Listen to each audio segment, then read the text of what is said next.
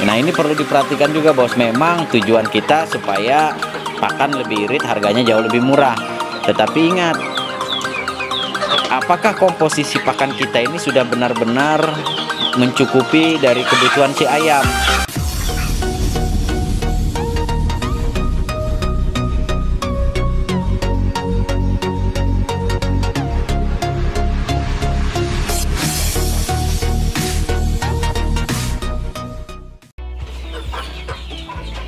Assalamualaikum warahmatullahi wabarakatuh. Selamat pagi, salam sejahtera ya bos.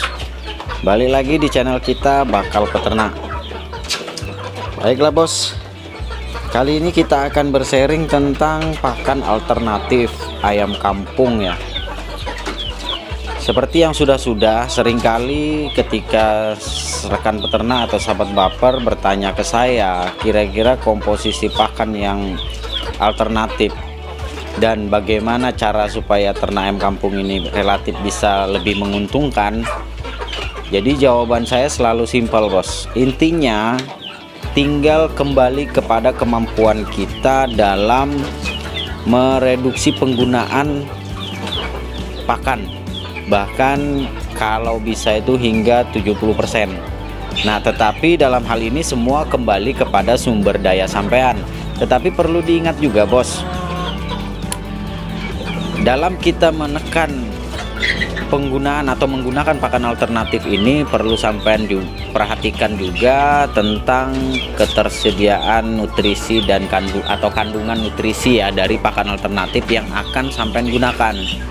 Ini contoh, kalau kayak ampas tahu itu kan karena dia banyak mengandung lemak, maka rata-rata peternak ruminansia seperti kambing, sapi itu menggunakan ampas tahu untuk sebagai pakan penggemukan karena dia mengandung cukup banyak lemak.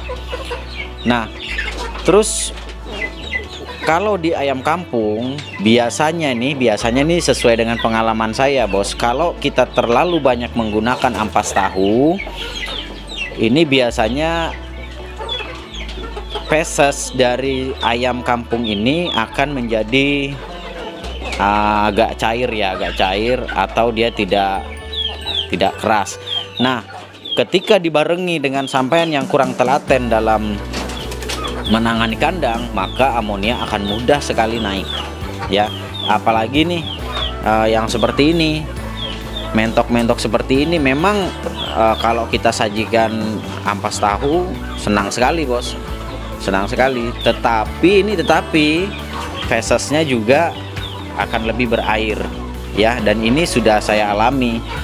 Sehingga ketika kita sedikit telat dalam penanganan kandang atau telat semprot, yang terjadi itu amonia itu akan mudah sekali naik.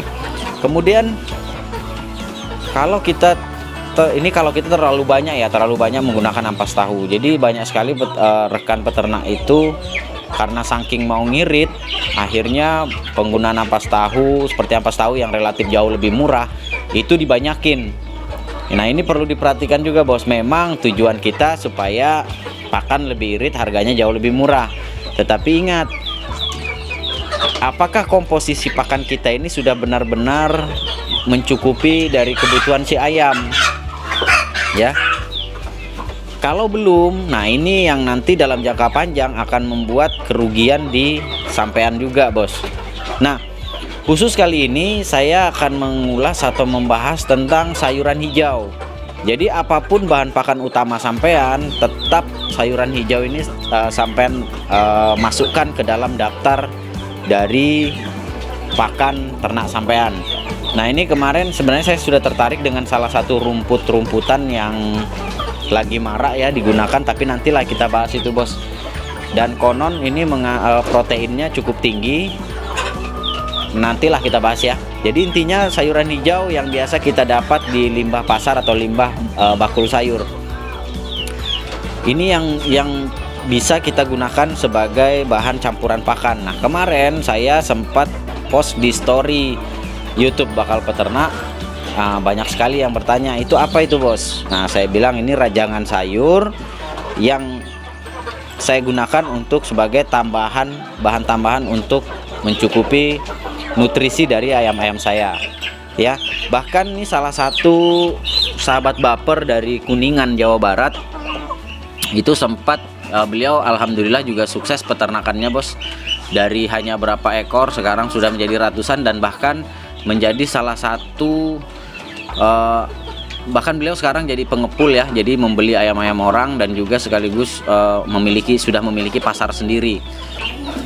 Dan ini terbukti ya, ayam-ayam saya ini sebenarnya made in sayuran hijau semua bos ya.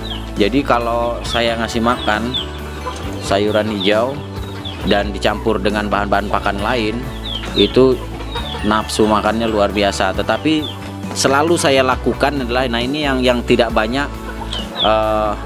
rekan peternak tahu, selalunya saya setiap kali selesai mencampurkan bahan pakan dan di situ ada sayuran hijau, saya selalu mencampurkannya dengan air fermentasi. Tujuannya untuk apa?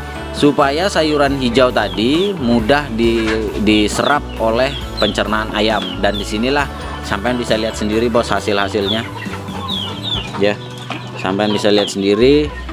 Alhamdulillah ya, memang sih ada yang kuntet bos tuh, tapi tetap aja saya pelihara, nggak apa-apa. Ini kuntet-kuntet semua nih bos. Saya juga nggak tahu kenapa, atau karena faktor genetik atau apa, terbukti kok yang lain pada besar ya. Jadi saya ambil kesimpulan nih, kuntet memang nih nggak bisa gede-gede. Tapi intinya 98% yang lain alhamdulillah gemuk-gemuk dan sehat-sehat. Berarti membuktikan bahwa komposisi pakan yang saya terapkan berhasil. Ya, jadi intinya yang berhasil dulu bos. Memang kalau prinsip saya, kalau gagal nggak bakalan saya rilis videonya. Karena di sini kita hanya jangan sampai nanti ya dibilang wah ini gagal tapi tetap di post. Wah jangan. Saya kalau memang gagal dari hasil analisa atau percobaan yang saya lakukan di kandang saya dan ternyata gagal, saya nggak berani untuk publish di video bos. Oke, langsung kita lihat saja bos, nih cadangan dari sayuran hijau yang saya punya.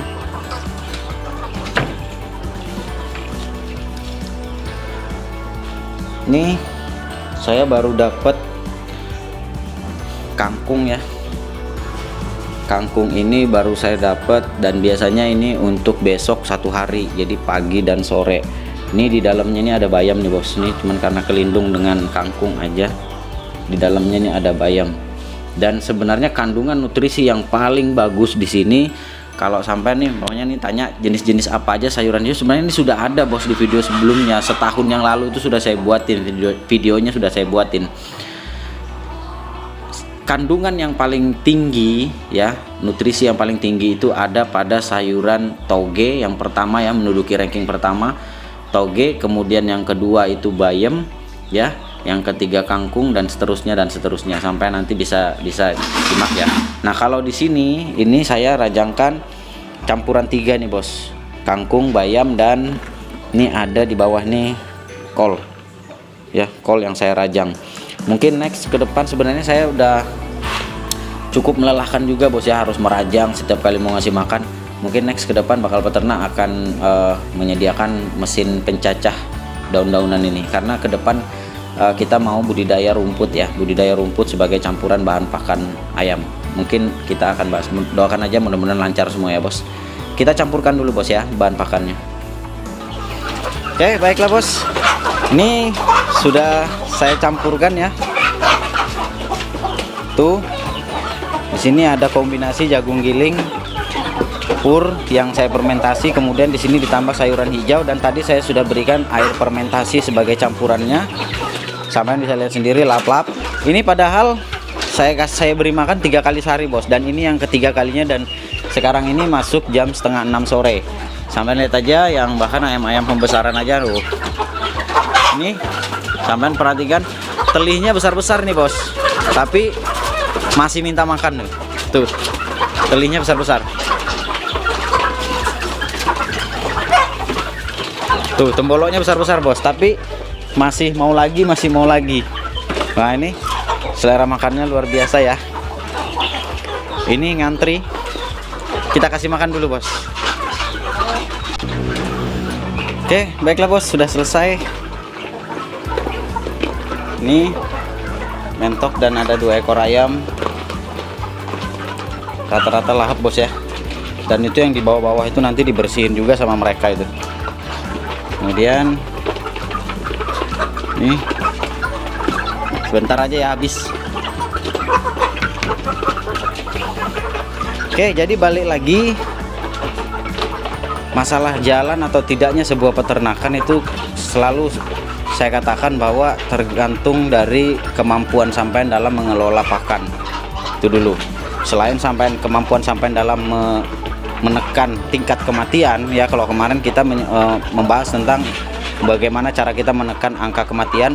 Kalau kali ini kita membahas tentang bagaimana dengan menggunakan pakan alternatif sayuran hijau ini bisa membantu kita menekan biaya pakan. Oke, jadi masalah penggunaan, nah ini saya sih relatif bos ya. Kalau tadi saya campurannya itu 2:1, jadi jagilnya saya beri 2 dan purnya BR saya gunakan BR1 yang saya fermentasi itu 1 bagian, jadi 2:1. Kemudian anggaplah kalau untuk sayuran hijaunya tadi 3, jadi 1, 2, 3 ya. Kalau kita gunakan gayung, 3 gayung sayuran, kemudian 2 gayung jagung gilingnya, dedak jagung ya, kemudian 1 gayungnya adalah pur. Kemudian saya campurkan dengan air fermentasi. Tapi perlu diingat bos, pur dan dedak jagungnya difermentasi. Oke, itu saja video kita kali ini. Semoga bermanfaat dan bisa menginspirasi dan terus memotivasi sampean untuk beternak skala rumahan mandiri. Kemampuan peternak handal yang bisa untung adalah 2. Kemampuan menekan biaya pakan. Kemudian yang kedua adalah kemampuan menekan angka kematian. Oke, sekian dari Bakal Peternak kali ini. Sampai jumpa di video-video kita berikutnya. Assalamualaikum warahmatullahi wabarakatuh. Salam sukses bosku.